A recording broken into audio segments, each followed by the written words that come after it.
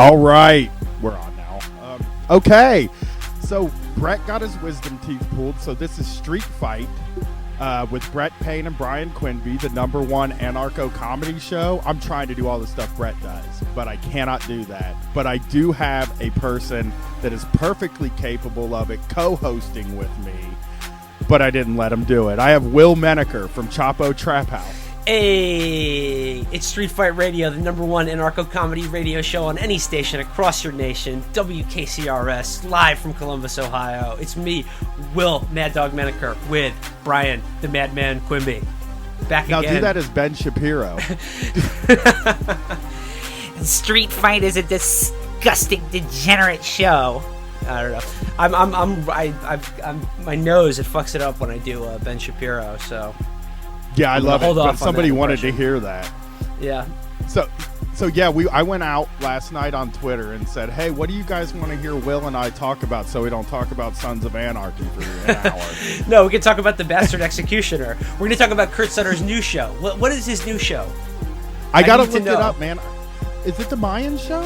I thought he was doing the Mayan show, but I don't know if they're actually filming that or if that's really going down or not. I need to know what's going on in the Sutterverse. Have you? Speaking of the Sutterverse, and this is just a quick question: did you see Southpaw by any chance? No, I did not.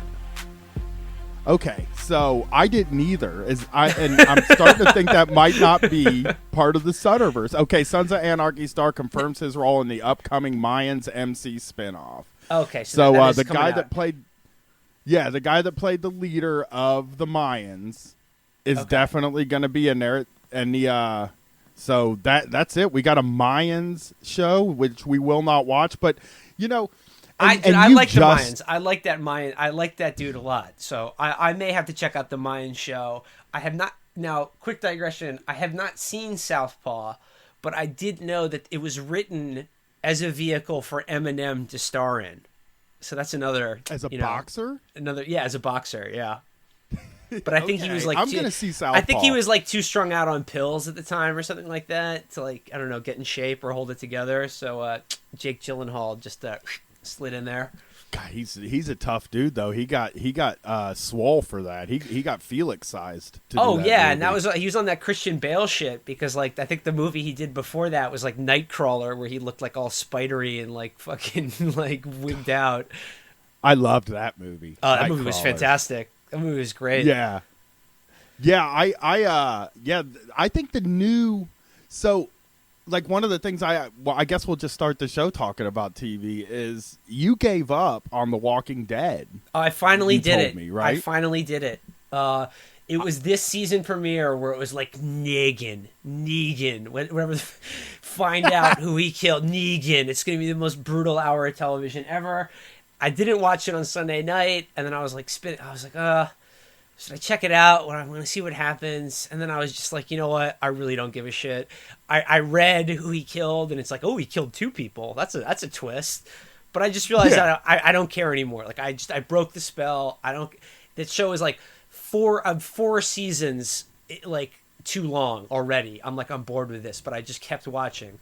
That's what the show is about. It's about the watching dead. It's just we're somehow our brain is still making our body turn on the TV to see this. But I broke the spell. No more Walking Dead for me. I'm free. I'm free of Fear the Walking Dead. That original show Walking Dead sucks. All of it. I'm done. I'm done with the entire zombie genre. I never want to see any of it ever again. I feel like you're leaving me laying out in the field because you and I lasted. Oh yeah. And Sons of Anarchy forever. Oh, and I made it to the end of Sons of Anarchy, but I just see there is no end in sight for The Walking Dead. It's hugely popular. It's just it's just gonna keep going and go. They're still making new comics of it. It's never gonna stop.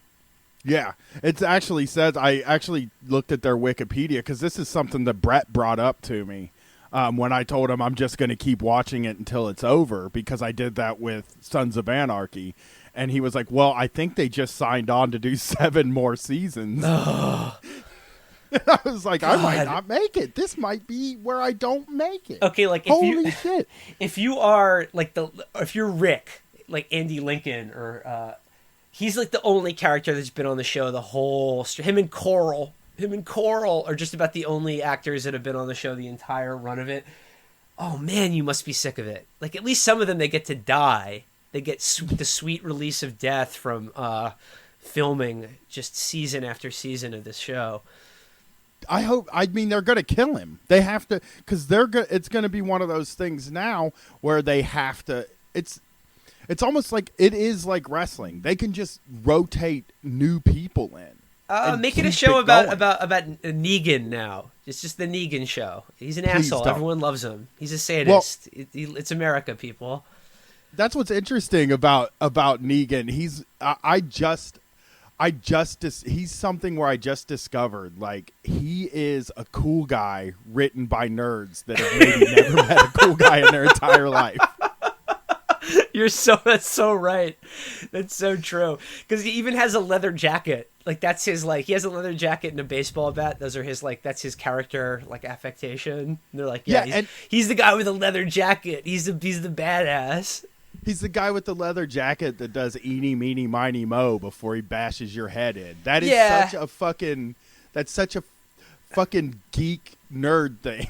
Actually, Brian, what really did it for me was that last season finale where they just, like, cut to, like, black and you don't know who he was beating to death or whatever. But, like, that was dumb and cynical enough as, like, a cliffhanger ploy to keep people interested in the show. But the entire episode, like, prior to that, where they're like Rick and Carl and everybody, they're finally going to face off against Negan and his army or whatever. And the entire 50-minute show was literally them just driving around in an RV and, like, hitting roadblock after roadblock. And it's just like, why didn't they just fight then and there? Like, why did they just scrap? And then, you like, fucking ruined it for me, actually, on Facebook. I will never forget. You were like, did I just watch them drive around for an hour and a half to get to a cliffhanger? It was a season finale, so it was like an extra extended episode, 90 minutes long. And it was just them in an RV getting lost. Yeah, well, that was also a Sons of Anarchy issue, right? Like, because...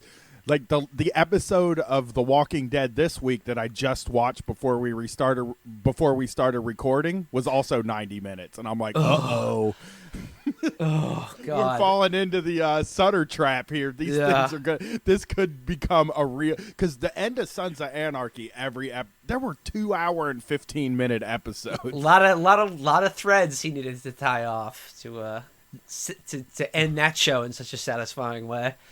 A lot of montages. Yeah. There's always a lot of montages. And, like, there's no catharsis in The Walking Dead. Like, once the good guys win, you still hate the good guys. There's no real, I don't know.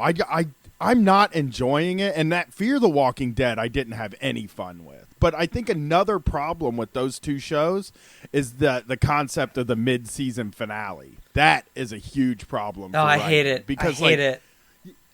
Yeah, you spin your wheels for the first half. You spin and spin and spin until you get to the second half for the next season finale. It's the worst gimmick. It's just like they're just too popular now. Like, and AMC and cable TV, they just want to wring every last drop of juice out of that, fruit that they just keep squeezing until there's just nothing. Like, just a rind now. There's nothing left. You can't even eat it. You can't even just chew it. It just sits in your mouth. It's terrible.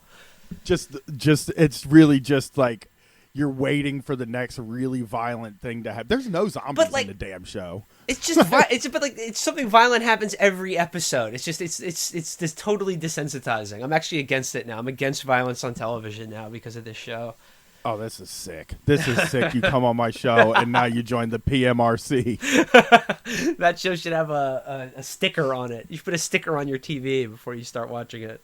It does. I mean, but most, we've talked about this before. Parents watch the damn thing with their kids all the time. Yeah. No, I talked about it with you on this show. The idea that, it was when the parents got mad because there was a gay character on The Walking Dead, and they're like, I don't want my boy to see two men kissing each other on the fucking zombie undead Holocaust program.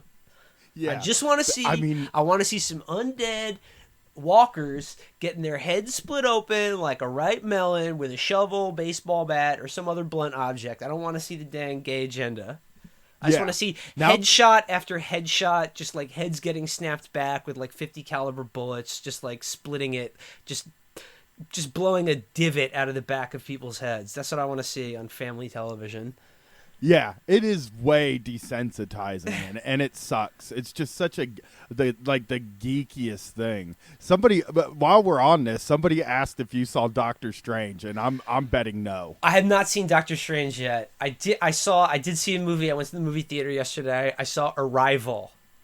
What is that? Is that an alien movie? It's like a sci-fi movie, but like done in kind of like an artier sort of way. It's got like Amy Adams and Forrest Whitaker and Jeremy Renner, and it's sort of like high concept, like aliens arrive, but it's just all about how we have to like learn how to like communicate with them because we don't know what they want or why they're here. And it kind of had me up until the very end, spoiler alert, where it just resolves itself in an unbelievably sappy way, which I hate. Like, especially in science fiction movies, where like the answer at the end is just like love is the key to everything. Oh my god, it's fucking awful. That's terrible. I mean, that kind of like even Doctor Strange had a less violent ending where it was like intellect will always beat darkness. You know what I mean? That was the whole plot of that movie. Right. It's very like logic. It was about logic. It was a buy your logic action superhero movie. It was.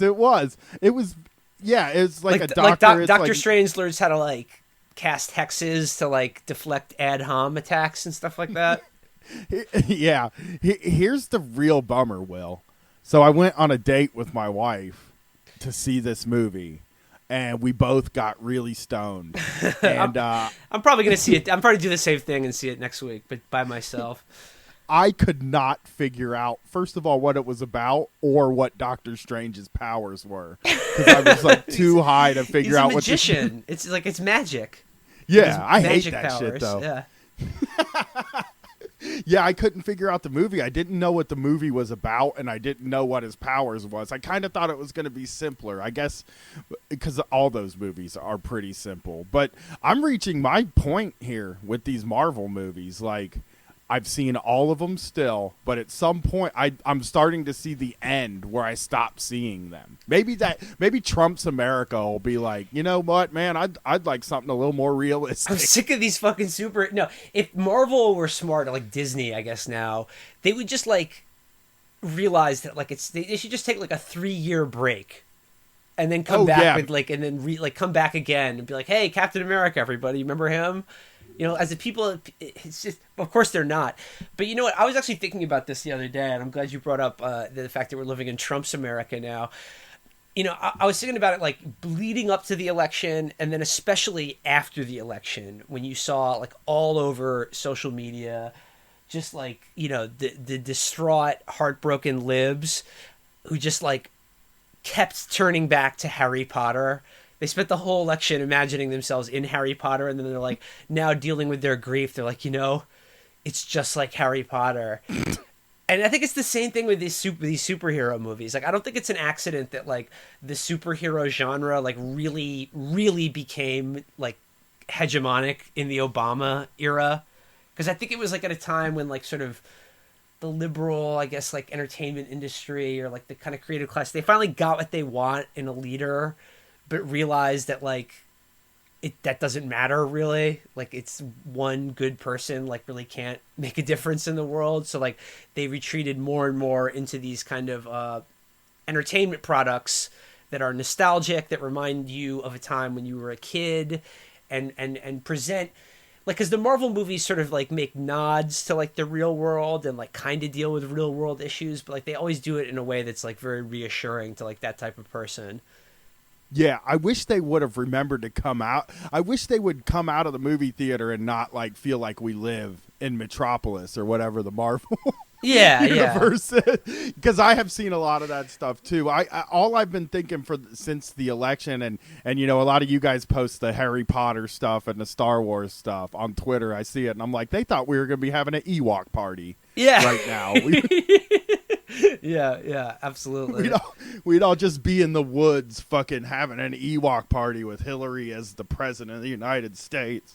So you did some live show. You guys did a live show on election night. Oh, yeah. I had the luck to get to go on another person's show, which meant I didn't have to do very much work, and I got to just do it live and have it recorded. But you had to sit in front of an audience. No with safety your own net. show. No safety net. Yeah.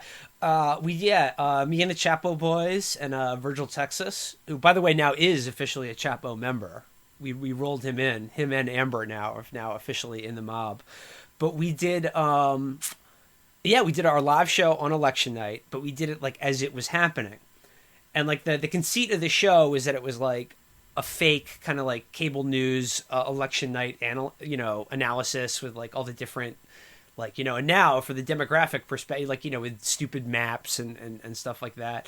But like we had Virgil doing like actual, he was on stage with a laptop, like checking real results, like as they were happening.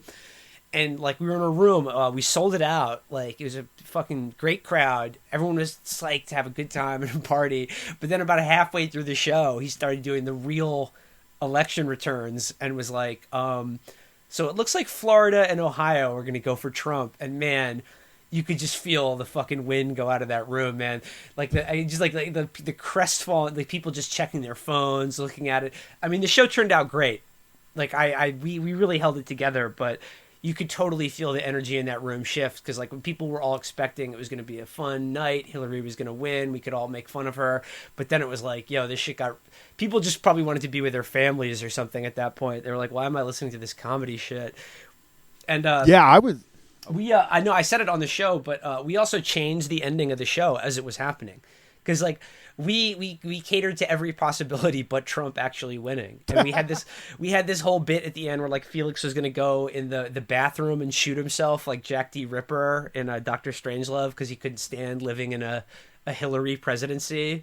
But we had to scrap that, and basically we had to call it for Trump on stage, which was that was a comedy feat, man. I don't know how we did it. And one of the first things I thought about when Trump won, because I didn't see it happening either, which is really weird because I'm as cynical about America as anybody. Yeah. Well, I mean, I'm cynical about America too, but I just thought like because of that, like Hillary Clinton is just like there's too much money, too much power behind her. Like all the polls say she's up 2-3 points. It'll stay true to form or whatever. But looking back on it now, it shouldn't be shocking at all. Like I mean, I know. I feel like everything we said were right, but like we missed the big question, which was actually this is funny. Like the week or two before the election, we did a tarot card episode with Kath Barbadoro. And she did a tarot card reading for us. And the second question we asked her was like, let's predict a Hillary Clinton administration. And the first card she pulled for that question was the Hanged Man. And in classic prophetic fashion, we got the right answer, but we asked the wrong question. And that card clearly meant that, that Trump was going to be president. And that the opposite of our question was true. So we got the correct prophecy, but we misinterpreted it. That's what bothers me about not getting it right is when I go back and look at during this summer, Matt Chrisman from one of the Chapo boys, Cushbomb, and I went to the Republican convention, and then all of us together performed in Philly and went to Philly for both of these elections. Uh-huh. And there was like an electric atmosphere in Cleveland. And I think Matt and I brought it up a few times when we were in Philly. Like, man, this is a lot different than Cleveland. It doesn't feel the same. Well, the energy was like, and it was a muted energy, but to the extent that there was energy at all, it was people protesting Hillary Clinton and the DNC. Yeah, like there was no excitement about it at all. It was Bernie supporters protesting outside around the place, but like, and even that was like sort of a muted energy. It was not like a raucous. They weren't protest, going all in. Kind of like yeah. So we went. In Cleveland, it was crazy out there. It was like it felt like a party. And that should have been the first damn clue. Like, wait a minute, they're pretty enthusiastic about this. I know it doesn't sound like, because the only voices you hear is like Bill Crystal. Right, you don't right. hear like my friend Steve from high school that fucking screamed at me for going to a protest this week on the internet. Oh no. Well, no, I already mentioned it on Chapo, but I think it bears repeating. When we were in Philly again, my first sign is when we were at Captain Freiheit. Shout out to Nick. We were sitting in his living room watching the first night of the DNC, and that was the first time that in my gut, I was like, holy shit, they're going to lose this election. They're going to lose to Donald Trump, because what I'm seeing right now is like just a fucking farce. Like, this is like a joke. Like, if you're like an average American and a voter and you're watching this right now, like, oh my God, like, if you're not in that like Democrat world where like everybody thinks Hillary Clinton is like a great person and like the rightful leader of the United States, like, and you're watching this, like, holy shit, what are you seeing? Like, you're like, this is terrible. Was it I remember us being in that room, and it was like Lena Dunham, and was it Sarah Silverman talking together? Oh yeah. And just being like, nobody outside of like New York and LA even know who these fucking people are, you know? And I kind of, that was the other thing, like, that I think we learned is like, nobody likes the guys that do the eviscerating. Like, those people aren't popular, like, anywhere except for on Huffington Post. Like, that's what's been not eye-opening, because I think all of us knew that what happens on Twitter is just a smaller amount of people. What happens in the media is just a smaller amount of people. But I didn't realize how fired up Donald Trump actually got people. And you guys were totally right when you said it's because he said he would do something. Like, they're so fucking tired of, like, nothing happening. And then Hillary Clinton runs a campaign saying, like, well, nothing can really happen.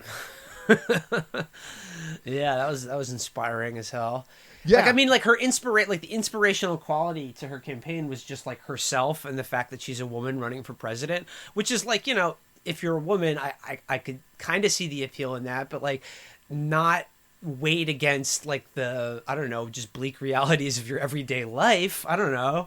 Yeah, and hate. I mean, really, they keep saying like, oh, that she was when you say she was an unpopular candidate, people really hate her. Like, yeah. I don't know where they thought they were going to dig up a bunch of people that don't hate her. Like, I don't know anybody that likes her. Not a single person that I can think of. I knew a lot of people that voted for her, my wife included. My wife voted for her because my father-in-law voted for Trump, and she felt like she needed to counteract him. It did not work. But I can see that. I ended up actually going to the protest the night after, and it was even weird being at a protest with liberals at it, because they have been not going to the protests for the past 8 years. This was kind of their first one. Well, I hope they get used to it, you know? Yeah, a lot of dudes holding... a lot of people there were like, let's get a list of the electors in the Electoral College, and we will call them and force them to switch their votes. It's like, man, I'm not here to fight for Hillary Clinton. That is not why I'm here. But so you guys have been doing a lot of, we both have started doing more live shows, and like, you guys, I mean, learning how to perform live on probably the biggest possible stage. Are you having fun? Oh yeah, I think. I'm loving it. The live shows are fantastic because, like, it's like the opportunity to write. You know, because if it's a live crowd, like, there's no safety net of like editing or, you know, bullshit like that. But just the energy from crowds is great. You know, I mean, like, that's the showbiz bug. You know, I'm really enjoying it. Me too. I do. I like anytime you can get a room to laugh at you and get all the attention. That is beautiful. We did 2 shows at Caroline's on Broadway. That's like probably like one of the bigger comedy clubs in New York City. And we did 2 shows for 2 of the debates. The first and last debate we did at Caroline's. And the last show we really killed. The first one was difficult though, because like that was our first taste of like, you know, a semi-hostile crowd, because the first show we sold it out, but like half of the crowd was just like sort of people who had been like ushered in off the streets to be like, hey, you want to see a comedy show tonight about politics or whatever? And I like, or do you want to watch the debate at a comedy club? And like they came in, and the other half of the audience was like, I guess people who are fans or people who are familiar with us.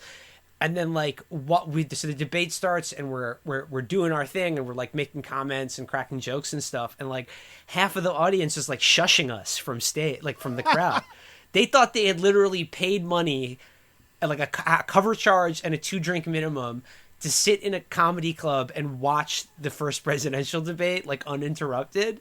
And we were getting shushed, and like the first couple times it happened, like we sort of like, I didn't really know how to react, because your instinct is to be like, you know, I'm on stage, I'm here to entertain them, like I should be sort of catering to their whim, but like the exact opposite is true. Like you need to assert dominance immediately, and we fucked up in that regard, but it's not a mistake we'll make again. I love that story, because like the Brett and I, like when we came, so we took 5 years off of live performance. The first one we did was in June. And it was sold out. Like, we sold out the place that we do our shows, Cafe Kerouac. There is one on November 26th if you're in Ohio, and it's a holiday weekend, and you want to come and talk about stealing. It is. It was supposed to be Black Friday, but Brett forgot to request it. So which is good, because now Brett and I are going to go to Black Friday and fuck around and film stuff, and you're going to get to hear what we do on Black Friday too. We're going to go at 4 a.m. Like, I got to see this. Are you going to camp out? No, I think I said this on a previous episode. I think if you camp outside of like a Best Buy before Thanksgiving, we should be allowed to shoot rock salt at you. Well, I just love the idea of like, you know, camping out in the woods, like in nature. Probably not going to do that. You know, I've done that before. It's okay. Not doing it again. I just love the idea of like camping out, like sleeping rough outside, like in a tent, just in like a parking lot, or like just a suburban like strip mall or something like that. I mean, it's so stupid of us not to do it. Like, not to just, we don't do anything. We could go there on Wednesday, set up a tent, and the news would cover us. That is perfect free coverage. But I can't bring myself to do it. And Brett is like a super holiday guy. He would never miss Thanksgiving. and I'm not buying anything. I might. That's one of the tests here, is to see if I actually buy something, because I don't like Black Friday. I don't hate people for liking Black Friday. It's a weird.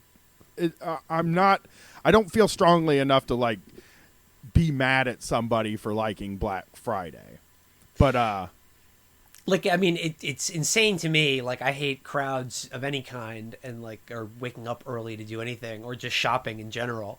But at the same time, a lot of it can get into that kind of like sort of anti-consumerist like scolding, and it's just like, well, you know, shit, like people need a nice television, okay, and if they can get $30 off, like, why not? People I like need deals, a little comfort, you know, a little entertainment, something. I don't know. The kids want a video game. I don't know. Everyone should have treats and toys, is my opinion. Me too. I like to get high, man. But some people don't like to get high. They like to get deals. Like, it's irresistible. And that's what Black Friday is. Black Friday is kind of the holiday for them, I guess. I mean, it's like my privilege is like, I've never been cheap or whatever, and that's certainly privilege on my part. But like for me, like I'll always pay a higher price for like just the convenience of not having to deal with shit. Me too. Exactly. I have been to Black Friday at night. I've never gone real early or anything, but I pay a premium not to have to deal with people. Yeah, and that is privilege. Yeah. So we're gonna do this Black Friday. So like the first show we did was pretty sold out, and everybody was there to see us, and it was very easy to perform compared to like 5 years ago when we did shows where like there was like 4 people there. We had DJs, and the DJs would play the music, and then we would come out to tell the jokes, and people would be like, turn the fucking music back on.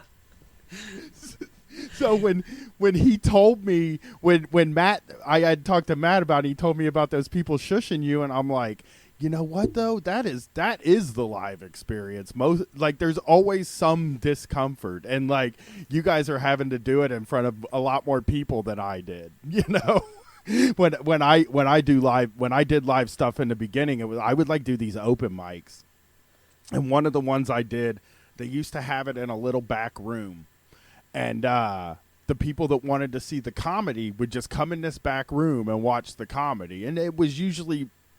You know, What, like it was a dog fight or something? it was like 25 or 30 people. Yeah, pretty much. It was. I mean, it was like 22 comedians they would do. They didn't turn anybody down. So it was like 22 people doing 3 to 5 minutes each, and most of them not good. And then the other You must have saw some good, like, acts that were like comedy material in and of themselves. Like, right. I only remember one guy, like, vividly in my mind, and it was a guy named Spike. That's what he went by. Already an excellent comedy name, Spike. Yeah. Well, his whole fucking bit was doing a dinner at one of those Japanese steakhouse places.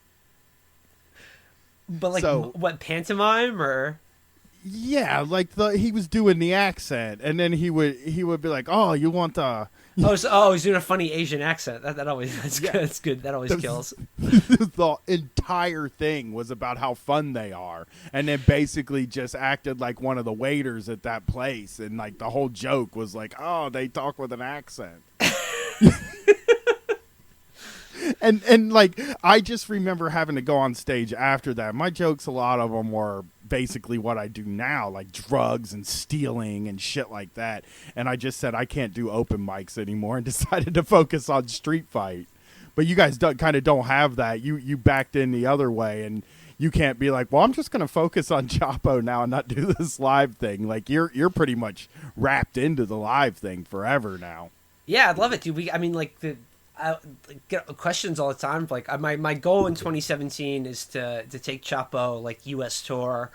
We definitely want to come to Columbus, man. I would love to do a show there. It's a college town. I feel like we could get a good audience. But like, shit, West Coast, D.C. definitely. Hopefully for the inauguration. I have a dream show for you guys to come here. I'm down. We're all down. We would love to come to Ohio. Yeah, I talked to Matt when he was here, and I want to do Rock on the Range. So we only have like one music festival here, and it's all like new metal.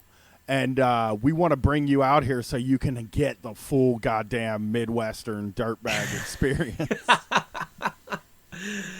Yeah, no, I mean, I wanna do it for Matt too, because he's been like jet setting from Ohio to New York like seemingly every other week now. So I feel like we should come to Ohio, and that way you can just like drive or something. You guys sell us tickets every month. I mean, every month at some point somebody's like, oh, we heard about you on Chapo and we decided to come and see what you were doing. And then we're able to convert them because they haven't heard the show yet. They've just heard a really well-written stand-up set that we've practiced for weeks and weeks at a time. You know, I think we've tried to make clear both on the show and in our many media requests and interviews that, you know, the genesis to all of this lay with Street Fight. That Street Fight are the real Chapo godfathers. Well, you guys, I mean, like I said, your show, and if you're a listener to this show and you haven't heard it, it's the Year Zero show that they did. Man, it took me back so far, because I think sometimes we get more goofy than we used to do on this show. In the past 6 months or so, we're not yelling as much as we used to. I can't muster up the anger anymore. I've been doing it for 5 years. So I'm trying not to be, and I got this. I mean, Will, you were the king on that show of just like, I don't have any faith in the Democrats. Yeah, no, it's pretty. We were pretty angry. Yeah, we really took it there. But it was sort of we had to do it because the last time we were all together was on stage when Trump actually won. To all of our shock, which feels foolish in retrospect because, well, first of all, I had to cop up to the fact that we were owned by Bill Mitchell and owned by Trump in general because I always thought it was a joke. Like I sort of waffled back and forth. Like I said, I entertained the idea. There were several moments where I was like, oh God, maybe he might really win this thing. But like at the end of the day, like I never really fully like wrapped my arms around the idea that like, holy shit, this guy is actually going to be president until it actually happened. So I felt the need to like sort of confess that. Because well, you know, I think not the a good big feeling. bummer. Yeah, no, it's not a great feeling. It's not a good feeling. Like I'm an anarchist, so I mean, I kind of can be like, I ain't involved in this shit. Yeah. But at the same time, it's like, come on, like, I mean, this is. Yeah. I mean, to be clear, like Hillary Clinton would have been an awful president, and many of the same evils would like still be being perpetrated on a mass level. I mean, we definitely agree about that, but it is kind of a gut punch. It's in a bad way. It is. Yeah, it's we're in a bad scary. place. Like, yeah, absolutely. I mean, he is not. I didn't want him to win. I will admit that. And like, man, I think they could have maybe coaxed a vote out of me if they had talked about how close it was. You know what I mean? I can't say that I would because on that day I didn't feel the need to vote and I didn't feel bad for not doing it.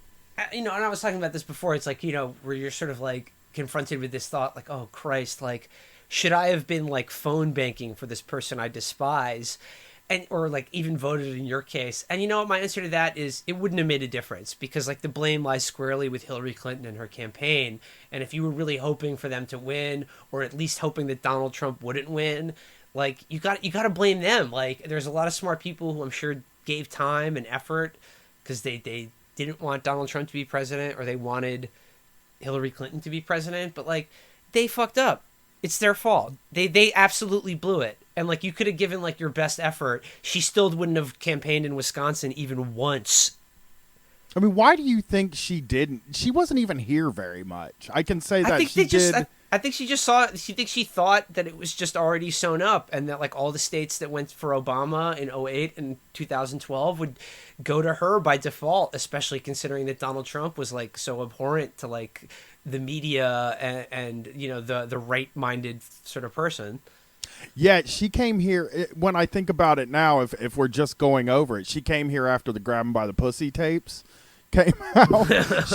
she came here like the day after that, and she did this speaking thing at Ohio State, and she said 18,000 people showed up, and I remember thinking like, that's like really not that impressive because there are a few tens of thousands of people that are forced to live there because there are students all over the place. They just walked out of their houses like, oh, somebody that might be the president's going to be here. I'm just going to walk out of my house and see that. And they took a picture of it and and they said, thank you, Ohio. And they tweeted that the next day.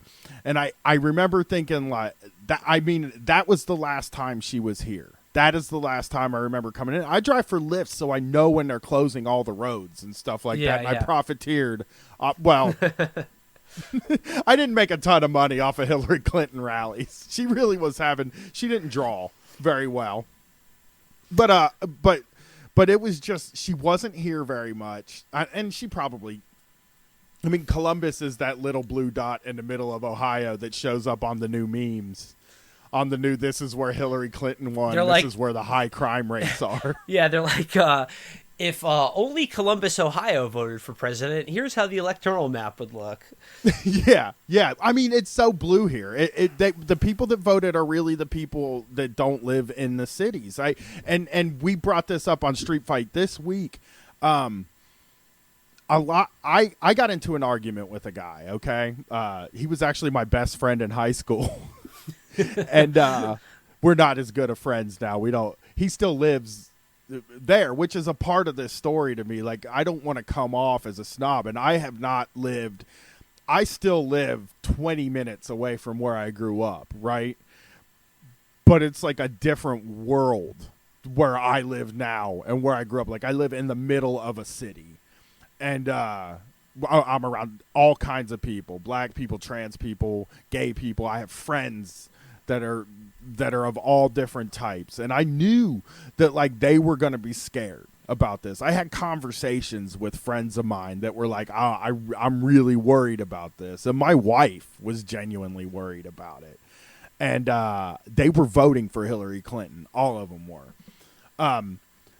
This guy that I got into an argument with still lives like basically down the street from where he grew up in the exact same fucking place, you know, and he doesn't really leave. And he's like he's a roofer, and he thinks he's middle class, and I doubt he's middle class.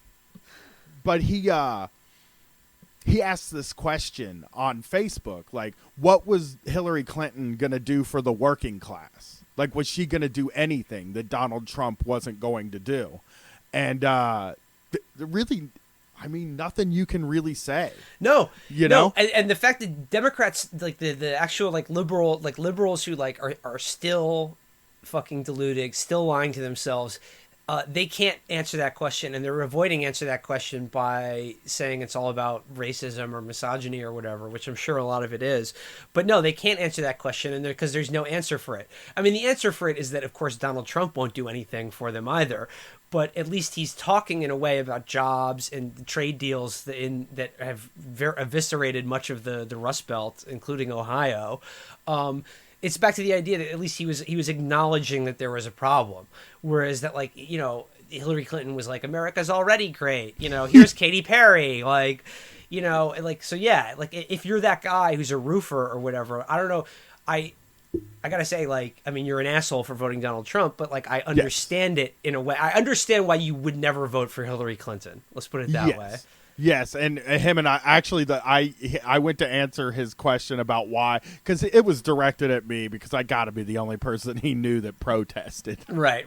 That went to the protest. So I was kind of like, well, I don't think people were thinking that Hillary Clinton was going to do anything for the working class, but like Donald Trump isn't going to either, and he's racist, and you know, kind of go into all these. He makes people unsafe. He makes people in marginalized groups unsafe. And he was, I don't fucking care about that. And I'm like, of course you don't. You don't fucking know anybody.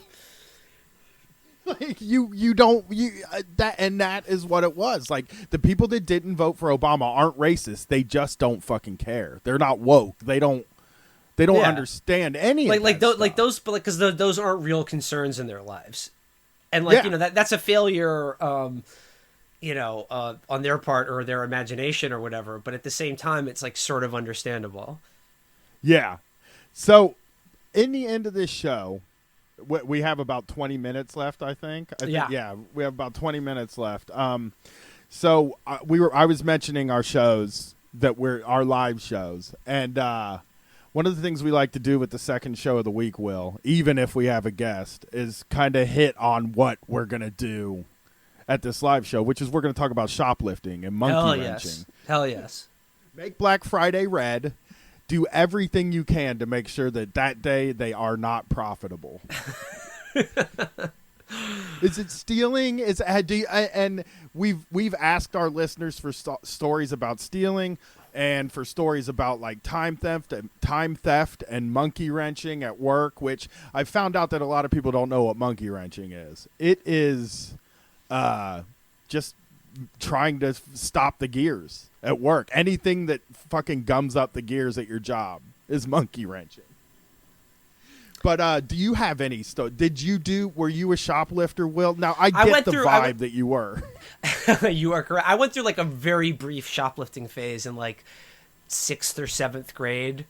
Like I would go to the deli after school and like steal, like, you know, nick candy bars or whatever, but it didn't last very long. I never got heavy into thieving or like really stole anything worth more than like $1. Can I ask you, is that a normal New York thing? Like, do most people in New York shoplift, go through a phase shoplift? Because it seems like if you grew up around all of these stores, because there were only 2 stores by me. If you fucking shoplift and got caught, you weren't allowed to go anymore. Yeah, I mean, I don't know how common it was, but like I said, Yeah. I stole candy and shit when I was a kid. Yeah, and time theft we've all done. Oh, I mean, time we're theft. all I mean, experts. that's the biggest theft of all. Oh yeah, I- definitely. I don't even think it can be considered. It's not really theft. even. Yeah, no, of course not, because time is time, and we're all passing it. Just because I'm in an office doesn't mean it's like the seconds move any different. I'm just checking Twitter. That's all. Yes, absolutely. Well, Brett started. Well, it's like the thing is, like, entire if you're in an office, right? As I was until very recently, where like your entire day is basically just sitting at a computer, being online, answering emails. It's just sort of like, well, it's just fair is fair. Okay, you put me here, all right? I have to be online and on this computer all the time, so. fair is. I like the idea of fair is. Yeah, Brett put Street Fight together at a job. They didn't know what his job was. He was working with a bunch of frat guys, and it was like a social media manager thing. But Which was is a 5 bullshit years job ago. to begin with. Yeah, and they were just, I don't know, I don't know what it is. So I went on Twitter and said, so if you have stories about shoplifting or tactics or any techniques, I would love to hear about them. So I thought you and I could maybe look into some of these techniques that people have. Oh, definitely. Actually, I wanted to bring up something real quickly about thieving, about theft, and I saw you were tweeting about this today. This thing that's come out, like, okay, the Kurt Eichenwald piece about why Bernie wouldn't have won, and he said, quote, like, okay, this guy's a complete fraud, he's a lunatic, but he said, like, look, I saw the Republicans' Oppo research file on Bernie, and it was like as thick as a dictionary. You would not believe the stuff that was in there. And included among them was the idea that like Bernie was unemployed until he was 30 and like stole utilities from a neighbor. And I'm like, Brian, now you said this, but I'm like, Brian, as a guy from Ohio, don't you think that if the Democrats had nominated a guy who had stolen utilities at one point in his life, the Democrats probably would have won Ohio? I'm going to say this. I don't, yes. Yeah, that absolutely. That's such an Ohio, like all those middle That's class Lonnie people. shit, right? Right, yeah, all those middle class. Listen, I've never said this out loud or in public, but I hooked a lot of people up with free cable. No, I think I've heard you say that on the show. Yeah, I mean, it's just everybody steals a utility. That would be like the ultimate fucking solidarity for guys like me. Like I if I heard that, I would vote. I would have voted. I may have voted. You know what I mean? Like, you'd be like, this is a guy I can relate to. Like, he understands like real problems. Like, he could like, because like that's the problem with Hillary Clinton. Like, if you're like your friend the roofer or like an unemployed auto worker or whatever, how do you look at this person or the Democratic Party in general and just think like, well, yeah, these people understand me and like have my best priority or like want to help me or have my priorities in mind or something like that? I don't fucking know. And they've never been. These people know what life is like, and they've never been in a fucking attic running an extension cord to their neighbor's apartment.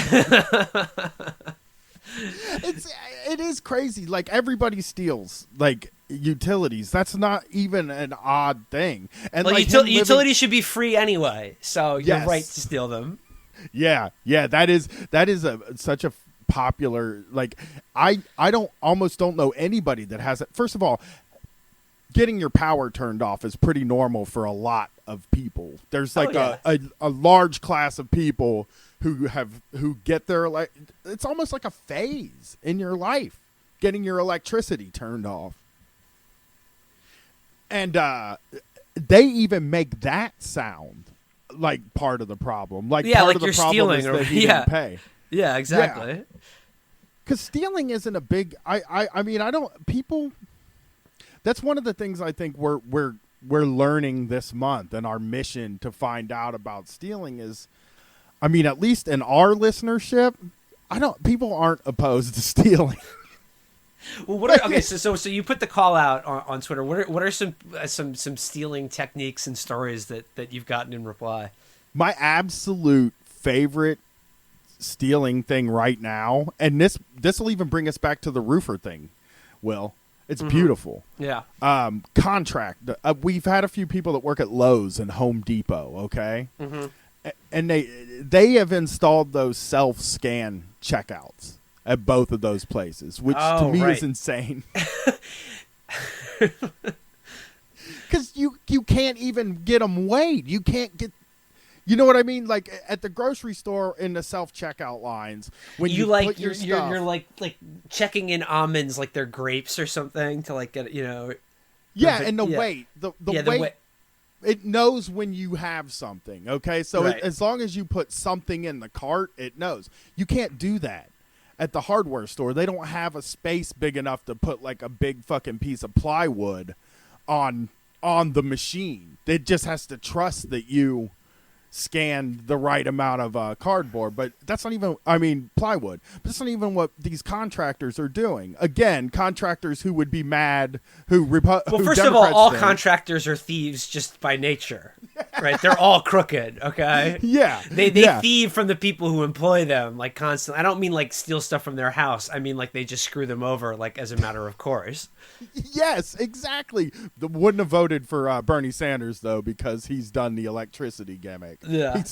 Well, actually, I think the actual contractors would have always gone Republican because they're from that, like, sort of like they have enough money to, like, not want to give it away to people, and they're kind of, like, bitter assholes. But I think the people who work for the contractors would have voted for Bernie, the employees, you know? These guys, what they're doing is they're buying trash cans every time they come in and just loading them with shit and not ringing them up.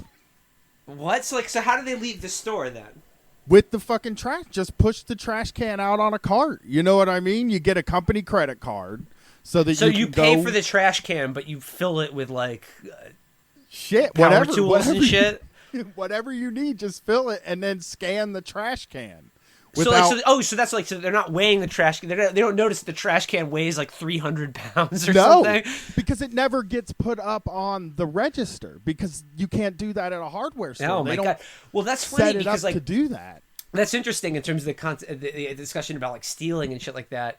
Because, you know, now I think we all see like the giant companies like Walmart or Lowe's or like McDonald's, they want to go full automation because they don't want to have employees. You know, they don't want to pay labor costs at all if they can avoid it, right?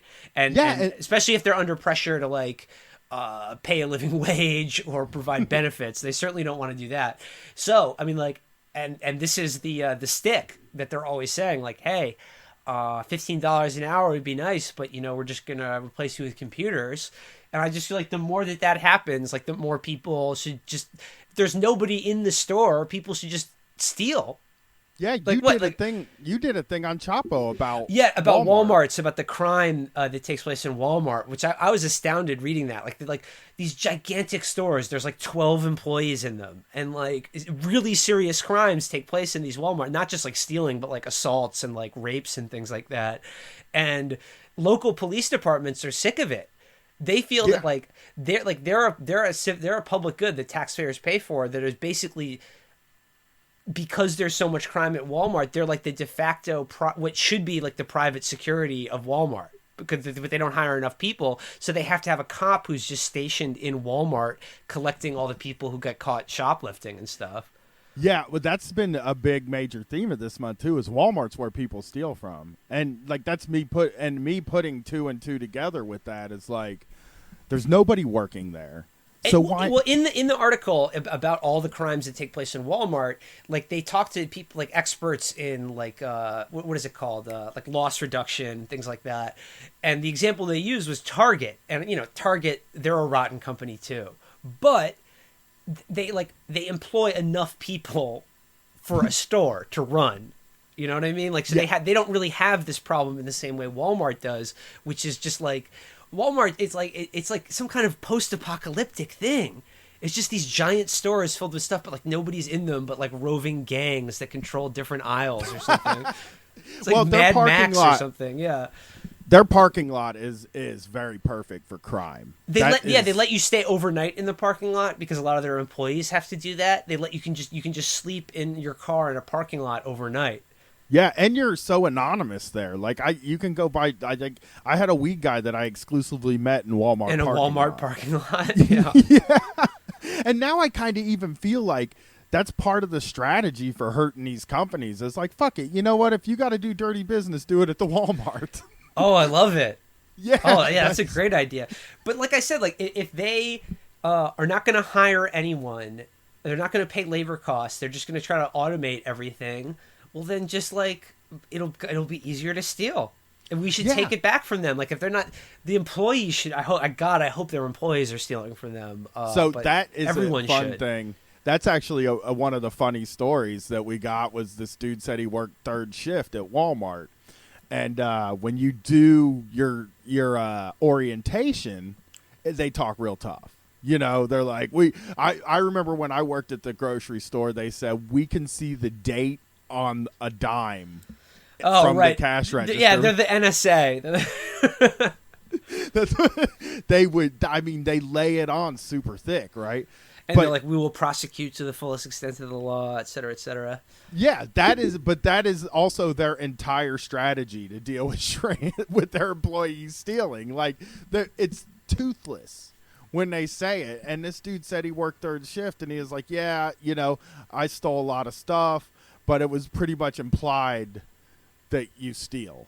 From like nobody talked about it in the break room, but everybody was stealing. And well, if they really cared about stopping theft, they would hire the people to police their stores or protect their merchandise. But I'm sure like their number crunchers have figured out that like whatever money they lose from theft is crumbs compared to what they save by just not employing people. Yeah, and not like the threats do stop some people from stealing too. Like all those threats, like if people are hanging on for a job, they're not gonna steal from Walmart. But I think that like most people there are there as a last resort, or there. I think one of the things that I thought about when they were trying to figure out who Donald Trump voters were, it was like, there was this town in Ohio that DHL ran the whole town. Like it's the delivery company, the German delivery company. The whole town worked there. Everybody did, and they just went away. And it ended up being on 60 Minutes that this town just crashed. And it's like the only job there is going to be Walmart from now on. Or Wendy's or McDonald's, like one of those places. That's all that's there. So, like, of course, people are pissed off. It's like a dystopia out there. But I would rather I like the idea of stealing from like as much as you can get from Walmart. It seems so easy. The place is so sparse. There's nobody there. I think Walmart, they have this like amazing, infrastructure. They're all over the country. They have so much money. I think honestly, the government should just nationalize Walmart, and like the Soviet Union, Walmart is now like the government store where like everything is basically free. Like if you just go to Walmart and it's like social services basically. I mean, this is one of those this is so much more actually better thought out than anything we've ever come up with on this show. I mean, like we're always trying to come up with ideas like bike. I had a bike sharing program. I've had cereal silos and things like that. But that is such a practical way. That's such a practical way to port communism, port America over to communism. They have an incredibly efficient like distribution and organization to like get resources like everywhere in the country basically. And people don't have to work there. Well, no, I mean they can work there, but they'll be like government employees, and they'll get a salary and a decent wage and benefits or whatever. And the government they can even like keep some of the board, but it'll just be like owned by the state, and it'll be like social service. It'll be like a new kind of welfare system, basically. And I would participate. And if you're sort of like better off or whatever, you can shop at Target where they have better stuff. I would. And Target will be like a real store. Yeah, Target will be the new next step up, and then there'll be there's a police station in the Target that I go to. Like they have the police station there, but it's just it's a huge parking lot. It's a Target, a movie theater, and like. But you're right. Like there is this like dystopian feeling in much of the country where like they're like vast. There's nothing there. There's no communities. There's no main street anymore. Like where people are out shopping and interacting with each other. It's just these like vast, desolate spaces where you're just in your car driving, and then there's just these giant parking lots, and then there's Walmart there. So like, I mean, that's already horrifying. I mean, that's already like you said, this sort of post-apocalyptic environment. But like, yeah, just get the government to take over, just nationalize all Walmarts, and that'll be like the state's new point of interaction with its citizens and providing services, and you need to get this to Bernie Sanders. You need to get this idea in Bernie Sanders. I would like to say that nationalizing Walmart would be a reasonable idea. The top 1% of the 1% of the top 1% of Walmart could afford to pay for everybody to have cup of noodle in America. I love this idea. I mean, like, that is the type of thing that could take off with people. That's the Democrats always act like there's no appetite for these sorts of things with regular people, but it's because they never bring these ideas to them in a way that makes sense. Because nationalizing one of America's largest private corporations is, that would take some doing, but it's not like it's but even unheard just saying of, it out loud, But, saying it out loud gives people an idea for maybe a little less is possible, like maybe we could get socialized medicine. Well, that's the problem, though. I mean, this is the fucking problem with the Democrats is like, and Hillary Clinton being like the prime example of this, is that like they just exist to like, I don't know, placate people's, certain concerns, which are, I have to state completely warranted about, race and sexuality and sort of minorities in that effect. They send the message that we're not evil like the Republicans are in that regard, but in every other way, just manage everyone's expectations downward. And Donald Trump did the exact opposite. He's a complete bullshit he's a con artist, and he's he hates, I guarantee you, all the people who voted for him. Oh yeah. But I mean, he probably sees but the as thing marks. is, he went big. He promised people things. He expanded in the minds of the people, and like selling a vision and yourself to the world. I mean, it's the art of the deal. He's a bullshitter, but he bullshitted people in a way that like raised their expectations of what is possible for like the government to do in their lives. Bring back jobs, make America great again. It's going to be the best, classiest, most beautiful country ever. And I just feel like the Democrats, they just tell people to like, now don't get too carried away. Through incremental progress and very small reforms, like we'll be able to, have Obamacare. That's how fucking Obamacare happened. A fucking disaster of a law that everybody hates. And is probably one of the reasons Hillary Clinton lost, to be honest. Yeah, people really, really hate Obamacare. That was weird when that was one of the weird things when I heard her say, like, you're going to get to keep Obamacare. And it's like, ugh. I don't want Dude, no one can afford that shit. Yeah, especially now that they're raising. The premiums are going. In the week before the election, Obamacare premiums went up by like over 20% or something like that. And it's like either you can afford some shitty bronze plan, which is already an insane amount of money, but the copays are like are so high that like even if you use it, you're still going to be broke. Yeah, I think I've talked about this a few times on Street Fight, but a couple months ago I was working with two dudes that made $11 an hour in a warehouse, and like we're coping with having to either get fined or get health insurance. And one of the guys actually ended up finding out he could get Medicare, like after a while, but for a while had bought. Well, not anymore, probably. Probably not, no.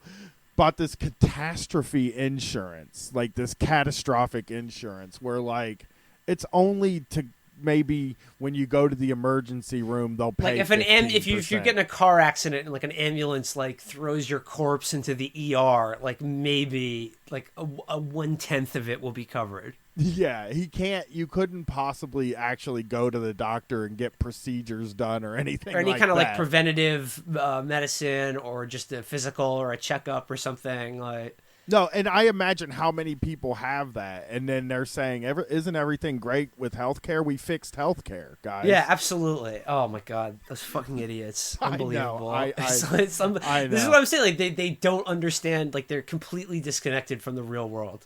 They really Yeah. don't understand this shit at all because They they're all too wealthy. They have too much fucking money. Yeah, it just it really shows the difference. It shows like, I mean, it was just all of her supporters were people that like regular people loathe. Like regular people. Yeah, all watch of her The Big supporters Bang who Theory. like all of her supporters, like the people at Vox who like really love Obamacare and were telling everyone how great it is and how brilliant her campaign was and all that shit. People hate. They're the people who asked the teacher like, you forgot to assign homework, or is there any extra credit assignments? Like they're that kind of the people who love looking at graphs and dealing with data and shit like that. Normal people despise people like that. I know, and normal people really don't know who Lena Dunham is. But I just know that if they knew, If they knew, they would like hate her even more.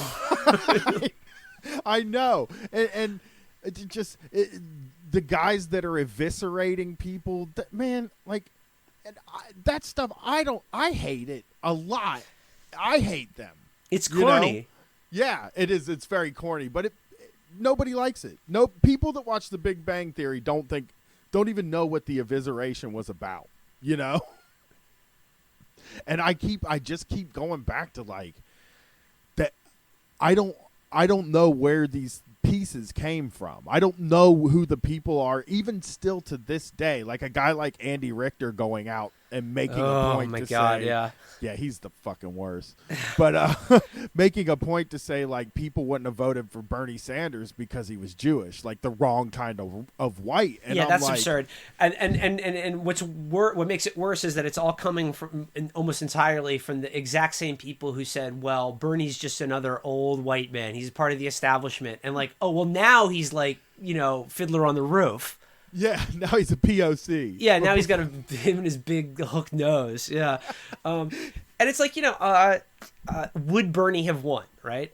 I think I can make a strong case in my mind that the states that Hillary Clinton lost her the election, I think Bernie would have won. And I don't see states that he would have lost that she won, right? But again, who the fuck knows?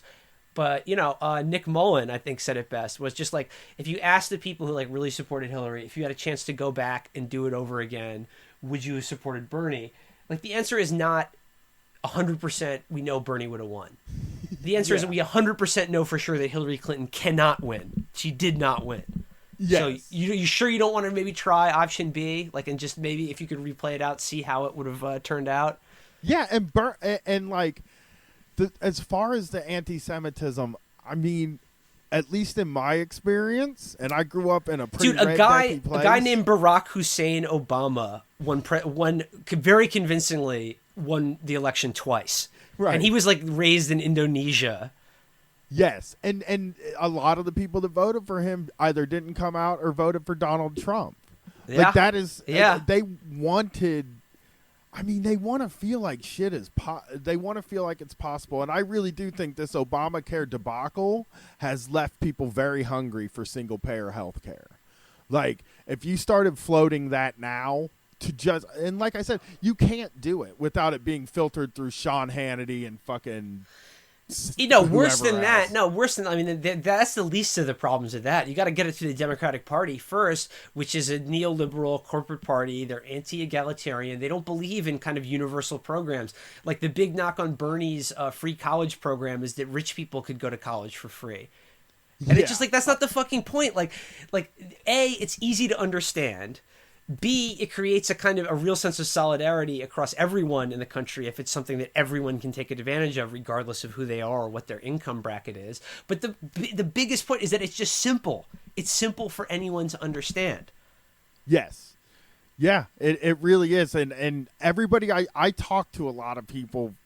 I drive people around, which Lyft customers are liberal usually. You don't get a lot of like Trump supporting Lyft customers. Really. But like I mean, I grew up with a lot of these people, and I don't know any of them that would be opposed if the government was like, we're going to give you free health care. Like, I don't know where this outcry comes from. I just feel like if people really knew what like healthcare was like in France, where like, let's say you like get hit by a car, you fall off your bike, or like have a heart attack, like you go to the hospital, like you stay overnight, like they check you out, and like then you pay like $70 or $80 or something like that. Yes, that sounds beautiful, man. That is my dream. I'm afraid to. I have so much anxiety around going to the doctor that like adding the financial anxiety to it is just. I don't know why they don't just. I don't know how you take it to people though. Like I said, I don't know how people like us need to be able to just talk about it. Like there needs to be a place where people are talking about it in practical ways. Like, well, listen, everybody gets it. Like, everybody. It's not going to affect you differently from anybody. They're not going to take just no more whatever the money they're taking for insurance. They'll probably take less than even that, you know? The place to discuss this is podcasts. Right, yeah. Well, dude, I saw a lot of people say that they're joining DSA, Democratic Socialists of America, because of us and you guys. And delete your account. It's weird. I got messages from a lot of people who are like, I'm a DSA organizer. People like in California and elsewhere. They're saying like after the election, like all these new people, like they're joining and they want to join up because they've cited specifically all three of our shows. Yeah, I've heard that from numerous people. Yeah, I've sent people actually one of the things about like is that like a lot of the people in my everyday life aren't like us. You know, aren't like anarchists or even socialists or don't pay attention to these things, and they're much happier for it. And when Trump won, they kind of freaked out and were worried. And I pointed a few of them in the way of the DSA just because Larry Website's a dude I've met and I trust that guy and he seems like a good guy and socialists are good. And it is cool that people are joining up and being pushed in that direction. I don't know if I can do that because, like, I always feel like I'm trying to do the comedian thing right now, and just I don't want to end up being Andy Richter. Yeah, no, I mean, like, trust me, man. Dude, immediately after the show ended, and we were like, "Holy shit, Trump is going to be president." Like Felix, Matt, and I, we were freaking out because it was like we told ourselves over and over again, like, oh God, if Trump wins, the show's going to suck. Like, how do we not, like, if Trump wins, how do we not just become like John Oliver or The Daily Show? I think that we're grappling weirdly with that too. The first thing I said before Brett and I recorded is like, we have never done Street Fight under a Republican president. Yeah. And, yeah, it's weird. I'm encouraged, like, with the early signs of people being more fed up with the Democrats, because I mean, like, I think the real story of this election is like Trump didn't turn out any huge mass of people. He lost the popular vote. Basically, he had the same people that voted for Romney and McCain in the last two elections. It's just the Democrats suck, and they fucking blew it. And if you're really angry, if you're really afraid, or you really wanted Hillary Clinton to be president, you should be more angry at her than even I am, because she sold you out. She sold you out. She dicked around. She ran a terrible campaign. It's her fault.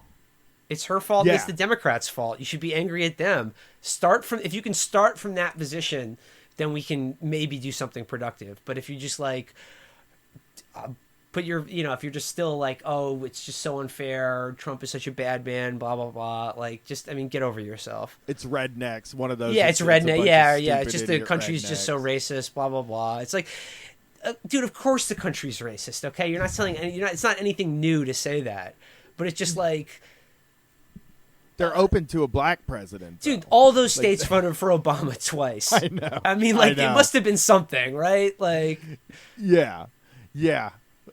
But yeah, I think the encouragement I think that the way that we do this is just remember you're not a Democrat. Like, now we have to remember, like, okay, the guy in power is a Republican. We have to attack Republicans now. No, we have to attack the Democrats first. This is like on they're weak right now. They must be attacked ruthlessly and without mercy.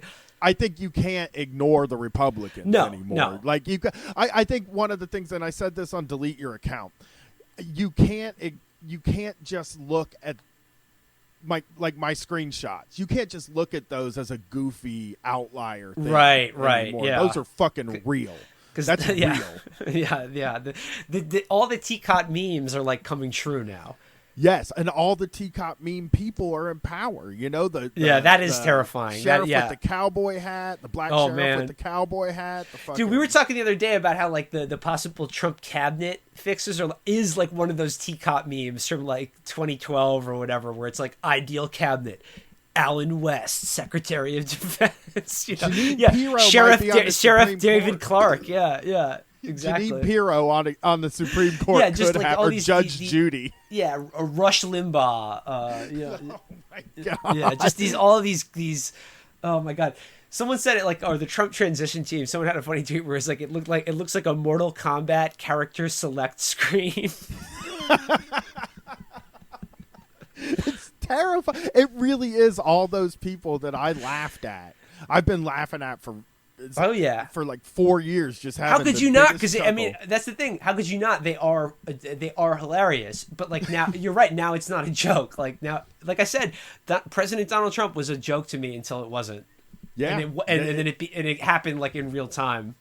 yeah. They believe in this. This is real news to them. This is the real world to a lot of people. It's not funny, and they're not fucking dying off. And we But- have to reckon But ourselves. With that. yeah, exactly. Like demographics are like you can't just wait until like they die off or like America becomes a non-white country. Like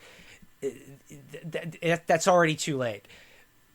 Yeah, You got to take it's them cool. seriously. Like I said, we are living in like a fucking horror movie right now, but you can't combat it and you can't really go forward until you deal with the fact that like supposedly the opposition party is like completely worthless and needs to be gutted entirely, or we just need to go in another way in direction entirely. Yes, absolutely. Yeah, we need to just. If the Democratic Party isn't fixed, then you got to take the street fight course of action. Yeah, absolutely. Just blow it all the fuck up. But yeah, yeah, that's true. I mean, I always attack liberals because they're fun to go after. But like, here's the problem: is like they've for the last decade at least have promised people nothing other than like we'll protect you from the worst option, and now they can't do that. Yeah. So it's just like, well, like what use are they? Nothing. I mean, they're useless. Like they've failed in every regard. They've failed to make the country a more humane, better place. What they've done is just made it get evil slightly slower than we're going to see now. Yeah, And even that I'm sort of doubting as I say it. yeah, I don't know what's going. I don't think it's hard. I'm getting a little more. I hate that all these ghouls are going to be behind him. You know, doing things, and he might lose interest or whatever. Just monsters, just absolute, just vampires, unbelievable. A thing before we end the show, I'm not going to keep you much longer. A thing that I always hang my hat on is that like the dude is a carny. He's like a performer, and I'm a performer, and I wish I was a carny. I try. I can't rip people off. I suck at it. You're too honest.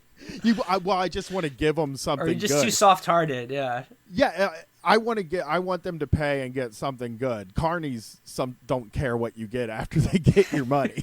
Yeah. But I want to be liked by people. Like, I don't want people to hate me. And Donald Trump, I think, has a healthy dose of that in him that some other presidents might not have. You know, he just really, I know he puts off an air like he doesn't give a shit, but I think that like people's opinions really bother him, and I think able that's to sway right. him. Yeah, I think that's probably right. Yeah. I just know the desperation of him. He is a carnival barker. The guy has been doing everything he can to be on TV all the way to the presidency. Like, he started this a long time ago, like, I'm going to be on TV. I think I could get on TV and be a celebrity. That's what I'm going to do. And now he's the fucking president. All right, I'll just leave you guys with this last thing. My favorite moment from Tuesday night this week. It was like 3 a.m. I just come home from a bar that was like the saddest fucking bar experience I've ever been in my life. It was really grim. Coming just drunk at 3 a.m. Just need to get some stupid drunk food to put in myself so I can go to sleep. I'm at the Crown Fried Chicken joint in my neighborhood. It's like 3 a.m. I'm the only guy in there with like the Egyptian guys who run it. And I'm like looking at my phone, and the guy behind the counter like starts out. He's like, "Hey, Like, what's up with the election? He's like asking for news about it.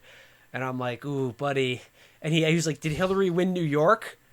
Which is a weird thing to ask. And I was like, Yeah. yes, she did. But I was like, I got news for you, though. It's not going to matter. I was like, Donald Trump's going to be the president. I was like, and I'm just telling the guys at the Crown Fried Chicken at 3 a.m. that the former host of Celebrity Apprentice is now in charge of the most powerful country in the world. I was like, that's when it really sunk in for me. It seems like it's going to be so easy to take down this government when he, like, with this guy there. Like, we started Street Fight at a time, and one of the reasons we loved doing it was that, like, we felt like the first people in our lives are the first people that said "fuck America," like, into a microphone. That's really, I felt like that was like the most edgy thing, to just be like, you know what, America fucking sucks and fuck it, and I'm not proud of it. You know? But now we started that from a place of maybe we can bring other people to thinking this way. And now it's like all I got to do is be like, look at the president. Well, I was like I said, I was nervous, but now I feel even though the country at large is doomed, I feel the Street Fight Chapo allies are. I think we're going to be going strong. Yeah, we're going to kill this fucking thing, man. We're going to be the John Oliver and Bill Maher of this next election. Yeah, their time is over. They're done. I know. They're dinosaurs. They're fossils. They're over. It's all podcasts now. It's the podcast revolution. And it's beautiful, man, because we're like, I really do genuinely feel like the five of us or the five, and Virgil and Amber both, we're a fucking Nick Mullen. All those guys are like an insurgent force now. Yeah, because we did this shit like just totally on our own. And again, it was 100% Street Fight, like listening to you guys and then coming on the show. That was just like, shit, I could do this. Like, just like the self-produced, just like, just punk, like just like completely outside any sort of like mainstream system of like entertaining people or putting something creative out in the world. Just do it 100% yourself. And like, that's the only way to do it. It's the ICP model. Yes. Psychopath Records model Yes. that we're all going by right now. Dude, we need to have our own fucking Juggalo Fest, but like for That's podcasts. happening. Yeah. That's the thing. Yeah, that it's Chapo LA, Con 2017. not being a part of that, LA podcast fest scene and shit like that, just being not that is what I just want to be not. I don't want to be a serious. I don't know. It's weird. It's fucking this weird thing where it's like, well, those guys have taken comedy very seriously. Okay, those guys like, oh, Lenny Bruce, I look up to him and shit like that, and I'm like, I don't want to take that seriously, and I don't want to take politics seriously. I just want to do my fucking thing. I like what Felix said that with Chapo, our curse will be. We'll get as popular as Mark Maron, but all we'll talk about is just our depression and anxiety. That is what gets me. It's like, that is the thing that freaks me out. It's like, am I going to turn into? But I think you guys are. I really do. I think you guys are doing like really great, angry, cutting shit, and I feel like we're doing a lot. We're a lot more cutting, and we're a lot more angry, and we were working on this show a lot more than we had for a couple years leading up to Brett moving back to Columbus, and now we're really working hard to sharpen this fucking thing and make it a stick. And it feels like you guys have helped us. So like anything we've done to help you feels great, because absolutely. Like I said, people out to see 2017, we want to come to Columbus. We want to do a show in Columbus with you guys. We're definitely making that. Yeah, happen. let's start planning that, dude. Well, thanks, man. Thanks for doing this show with me. Absolutely. My best to Brett. Hope his teeth and jaw feels better soon. I'm on my way to his house right now. You know what I did for him? I took him 4 firecrackers. Oh, I saw that on Facebook. He was like, when you can't smoke and your man comes through. Hell yeah, that's true friend hours. Yeah, now I'm going to head over there and hang with him. But thanks right, for doing this again, No man. problem. My best to Brett and all the Street Fight fans. All right. Cheers.